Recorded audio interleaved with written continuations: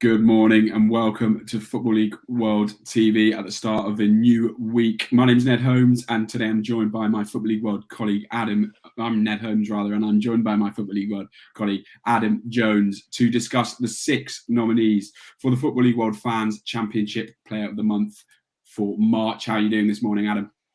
Yeah, not bad, thanks. It's good to see some of those players on that list. I think a lot of them deserve a shout out. So I think it's a good shortlist, and I'm looking forward to getting into this one.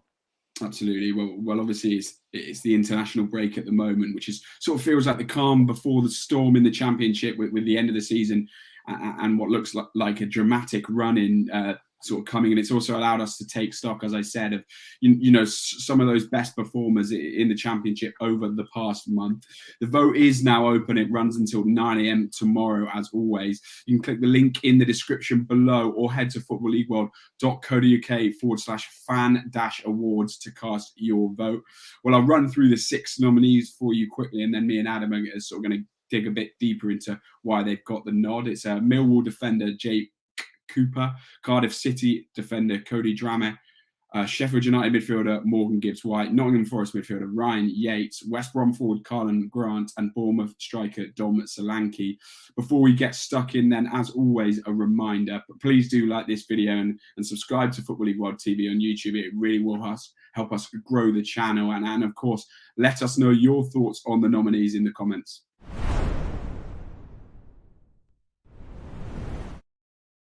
We start with the defenders, Adam, as always. Then and Jake Cooper at Millwall getting the nod. Millwall sort of maintaining their keeping pace, as it were, with the playoff places at the moment. And I think while perhaps February saw a lot of sort of attacking talent shining through with the return of Jed Wallace and it was sort of all about defensive solidity for Millwall in March.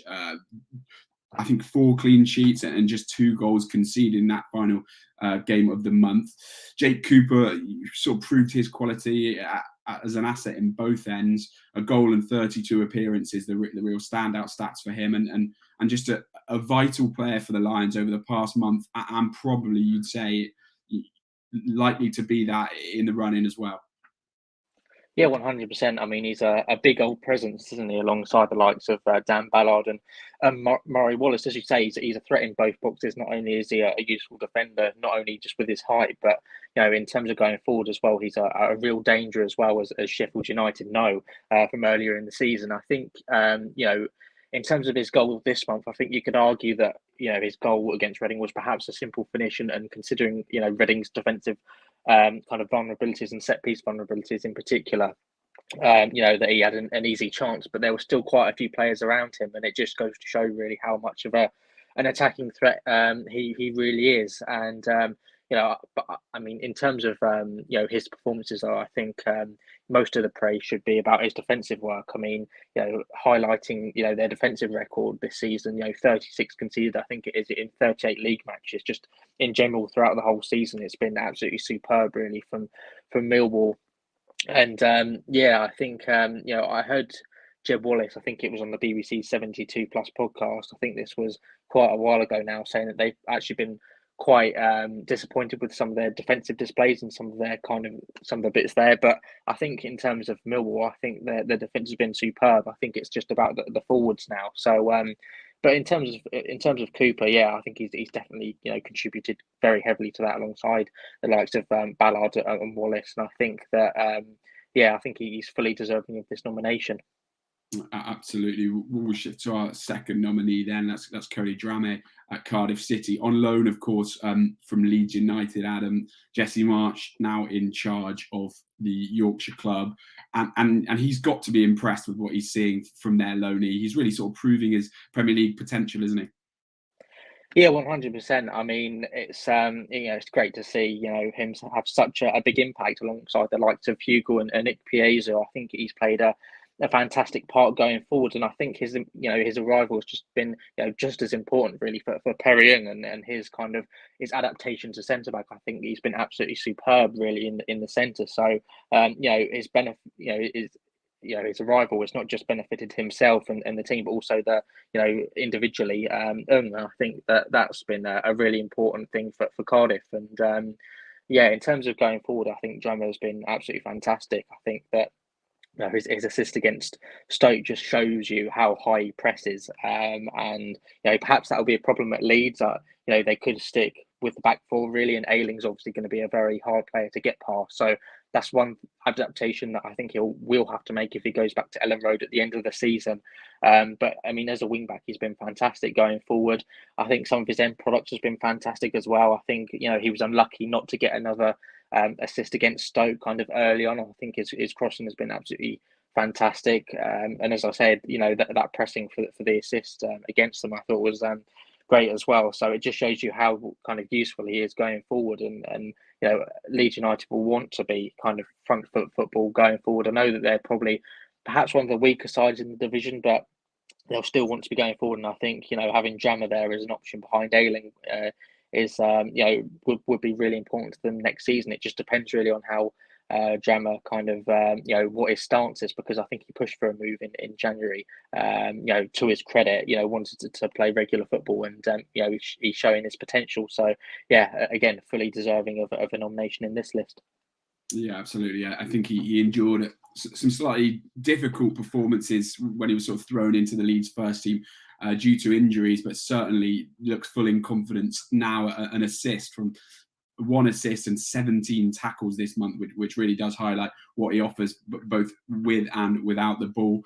So if you think Jake Cooper or Cody Drameh deserve to be named the Football League World Fans Championship Player of the Month for March, click the link in the description below to vote, or head to footballleagueworld.co.uk/fan-awards. We move into the midfielders then, Adam, and Sheffield United's Morgan Gibbs-White is one of 2 nominated this month. 2 goals, 2 assists for him. He's been sort of a key part of the playoff push under Paul Heckingbottom, but just a real entertainer, really, and someone that we're lucky to have in the Championship, aren't we? Yeah, 100%, and I expect him to be in the Premier League next season. Just based off his stats, really, 9 goals and 7 assists in 27 league appearances. That's absolutely superb. That's more than 1 goal contribution every couple of games. It just shows you really how integral he's been. And I think that the one thing that reinforces his quality is the fact that he thrived both under Jokanovic and under Heckingbottom. And that just shows really how adaptable he's been, how crucial of an asset he's actually been as well to the Blades. And as you said, I think, in terms of a playoff push, I don't think they'd be anywhere near without him. I know that he's had injuries, in that long term, well, not long term, but kind of that injury that kept him out for a while. Not so long ago was a bit of a blow to Sheffield United, even though they were reasonably okay without him. But it just shows you really, he's shown recently how much of an asset he is to the cause, and has no doubt helped people like Njai develop as well. And obviously we've seen Sander Berger as well, and recently, but he's also been out with injuries, in the early stages of the season. So that just goes to again emphasise the importance of Gibbs-White's kind of his presence in there, and that kind of supplying that link between the attack and the and the midfield. I think he's been absolutely superb, really, and a real integral figure in there. So. The bad news is for Sheffield United, unless they go up, I don't think they're going to keep him, because I think Sheffield United have been the victims of their own success here with Gibbs-White, because he's been, as I said, fantastic, and he's shown his quality throughout the entire season and just been very consistent, and that's absolutely key to playing in the Premier League. So he's certainly done well for himself, and he's certainly making a case, really, to Bruno Lage, for a first team spot next season at Molineux. Absolutely, yes. Certainly looks set to be central to Sheffield United's hopes of promotion in the run in the final few weeks of the season. One of their rivals for promotion is, of course, will be Nottingham Forest, and it's Nottingham Forest's Ryan Yates who's been named as a nominee for the award this month. 3 goals in 3 games and 5 tackles. Adam, I mean, right, there's never been a question about how much hard work Ryan Yates is willing to put in, and the passion that he shows for the Forest shirt. But I guess under Steve Cooper, we're really being able to see sort of quality to match, aren't we? Yeah, 100%. I mean, his commitment to the cause has never been doubted. And he received quite a bit of criticism earlier on in the season when he partnered Jack Colback in the midfield. Many Forest fans think that it didn't really work and kind of targeted. Some targeted Yates kind of for his poor performances earlier in the season. But he's responded very well. He provides that bit of steel in the middle. I think he complements James Garner very well. Um, you know, Again, like Jake Cooper, he's good kind of defensively and going forward. He's certainly not afraid to put in a tackle, and going forward as well. He's really shown his worth kind of recently. Vital goals against the likes of Sheffield United and Stoke City. To get all important draws really against kind of two previous promotion roles. Obviously Stoke are not really in there anymore, but just two vital goals, and it just kind of reinforces his importance really. And I think his goal really against Huddersfield in the FA Cup, I think sums him up. That ability to pop up in the box and get himself on the score sheet, I think it just goes to show really how valuable he is both going forward and going back. And you could argue that he's not exactly the most glamorous player, but he's definitely an effective one, and that's kind of the most important thing, really. I think in terms of a next step, I think he's got to establish himself as one of the first names on the team sheet, really, a regular starter, kind of, a starter every single week. Obviously, he's been left out at times, in favour of Philip Zinkernagel and those players and that sort of thing. I think obviously the departures of Garner and those types of players kind of and Zinkernagel perhaps in the summer, if they don't make the loans permanent, I think will probably help his cause in terms of first team football. But that's the next step for him now, kind of making sure that he's a starter every week, and he certainly deserves to be based off his current form, because he's a very valuable player, and some would say probably one of the more underrated players in the division. Absolutely, and you think if he can sort of continue to if he can consistently put together a season with the sort of form he's shown over the last month, he will be a real asset to Nottingham Forest. Well, that is the two midfielders, Morgan Gibbs-White of Sheffield United and Ryan Yates of Nottingham Forest. Don't forget, the vote is now open. You've got until 9 a.m. tomorrow to cast your vote.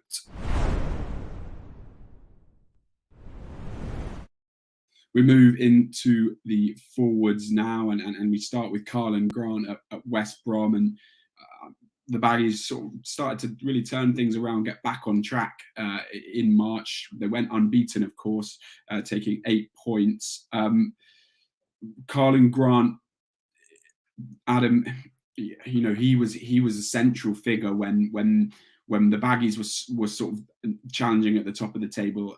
And it's earlier in the season, and it's no surprise that his return to form coincides with West Brom getting back on track, is it? No, absolutely not. I mean, he's obviously received criticism earlier on in his West Brom career. Kind of endured a kind of a really tough start to life at the Hawthorns, but I think dropping down has done him the world of good, really. He's been, I guess, one of the only players, I think, one of the only attacking players in terms of West Brom to really step up to the plate and show his worth this season. So he should be commended for that. Obviously, the likes of Brereton Diaz and Mitrovic and Solanke have kind of overshadowed kind of his achievements, but his goal scoring record this season isn't too shabby at all.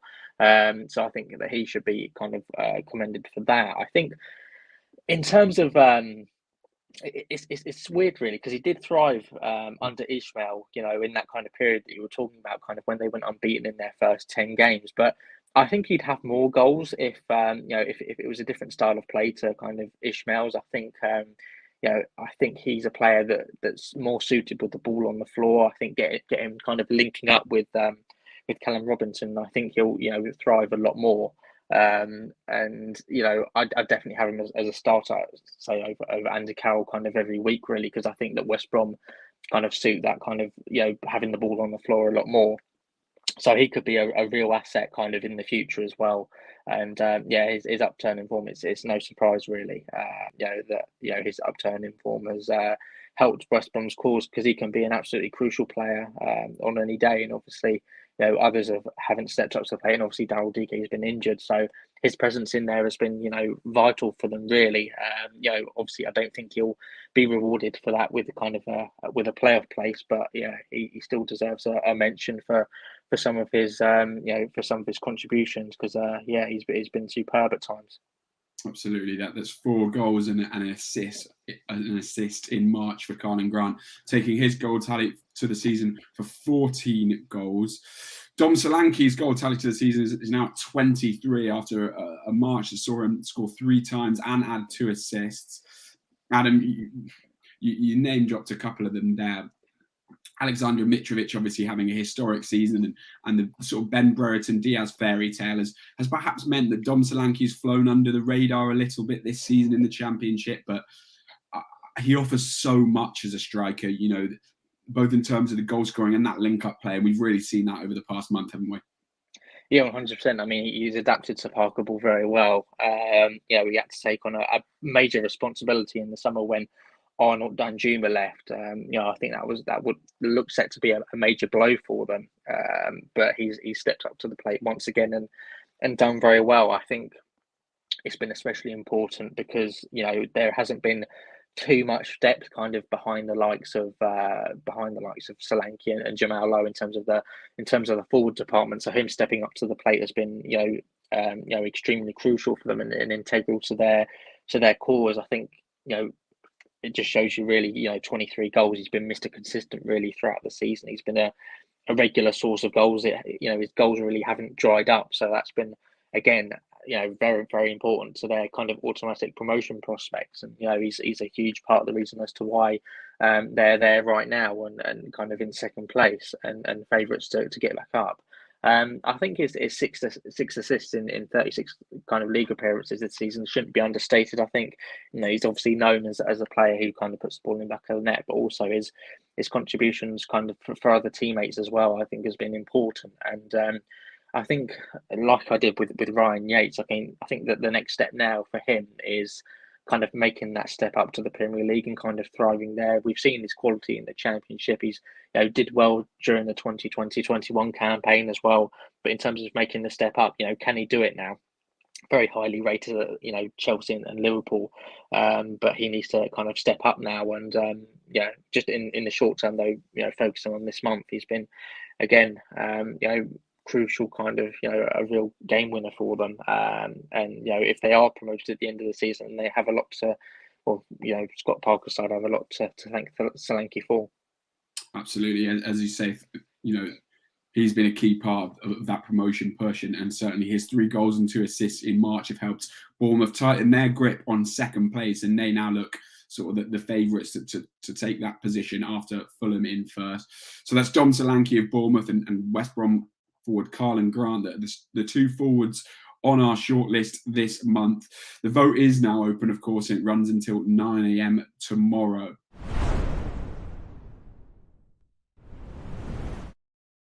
Just a reminder then, you can click the link in the description below or head to footballleagueworld.co.uk to cast your vote. The 6 nominees this month for a final time are Jake Cooper at Millwall, Cody Drammer at Cardiff City, Morgan Gibbs-White at Sheffield United, Ryan Yates at Nottingham Forest, Carlin Grant at West Brom, and Dom Solanke at Bournemouth. Well, that's it from myself and Adam, but at 12, George Douglas will be your host for the EFL Weekend Review Show, so make sure you tune in then. But that just leaves me to say thanks to Adam and thanks everyone for watching.